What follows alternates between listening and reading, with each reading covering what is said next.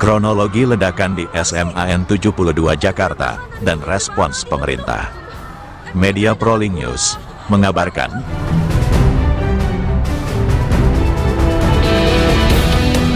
sebuah insiden ledakan mengguncang lingkungan SMAN 72 Jakarta di Kelapa Gading Barat, Jakarta Utara, pada Jumat, tanggal 7 November tahun 2025, siang.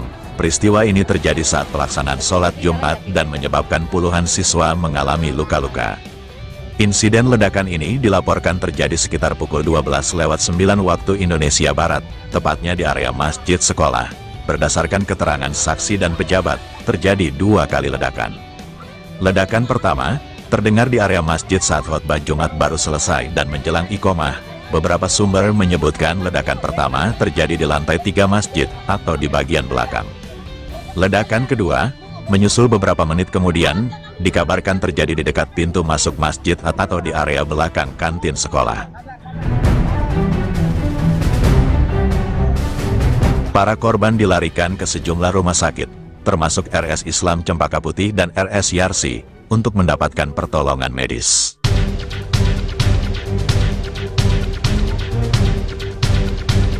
Pasca kejadian, aparat kepolisian, termasuk tim Gegana, Jibom dari Polda Metro Jaya, segera dikerahkan ke lokasi untuk melakukan sterilisasi dan olah tempat kejadian perkara, TKP. Garis polisi dipasang dan area sekolah dijaga ketat oleh aparat gabungan TNI Polri. Polisi juga dilaporkan telah mengamankan 1 terduga pelaku dan menemukan sejumlah barang bukti, termasuk benda mencurigakan seperti botol kaleng yang diduga pemicu ledakan, serta senjata laras panjang yang kemudian dipastikan Wamenko Polkam sebagai senjata mainan. Insiden ini mendapat perhatian serius dari pemerintah dan legislatif. Beberapa pejabat tinggi langsung mengunjungi lokasi dan rumah sakit tempat korban dirawat. Jumlah korban luka-luka dilaporkan mencapai 54 siswa. Wakil Menteri Koordinator Bidang Politik, Hukum, dan Keamanan, Wamenko Polkam, Lodewijk Friedrich Paulus menyebutkan terdapat 27 korban luka berat dan luka ringan yang sedang menjalani perawatan, memastikan tidak ada korban meninggal dunia. Wamenko Polkam Lodewijk Friedrich Paulus meninjau langsung SMAN 72 Jakarta pada Jumat sore. Beliau memastikan bahwa tidak ada korban jiwa dan total 27 korban sedang dirawat. Wamenko Polkam menekankan bahwa penyebab pasti dan motif ledakan masih dalam proses penyelidikan mendalam oleh tim forensik dan kepolisian. Beliau juga meminta publik untuk tidak terburu-buru menyimpulkan bahwa peristiwa ini adalah aksi terorisme. Beliau mengklarifikasi temuan senjata di lokasi kejadian adalah senjata mainan, bukan senjata api sungguhan. Bagaimana kondisi korban saat ini, Pak Wamen? Ya, kami hanya mengecek secara sepintas ya.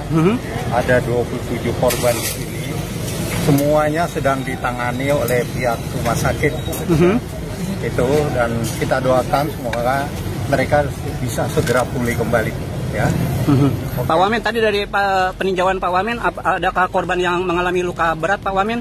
Ya, sedang ditangani nih oleh teman-teman dari rumah sakit. Ya, sementara yang saya lihat di sini ada 27. Oh, ya. Baik. Siap. Untuk jaminan kesehatan mereka gimana, Pak Wamen?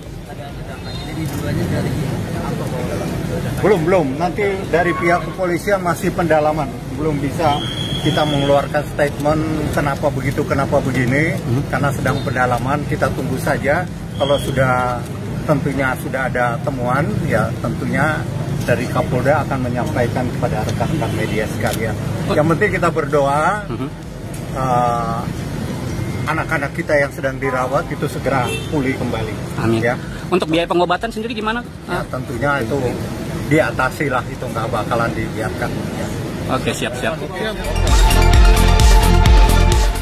Hingga berita ini diturunkan, motif dan penyebab pasti ledakan masih diselidiki. Polisi tengah mendalami segala kemungkinan, termasuk dugaan balas dendam atau upaya bunuh diri yang dikaitkan dengan kesaksian siswa mengenai dugaan pelaku adalah korban bully. Pihak berwenang juga telah membuka posko informasi korban di rumah sakit untuk membantu keluarga. Dari Ibu Kota Jakarta, Koresponden Prolink News mengabarkan.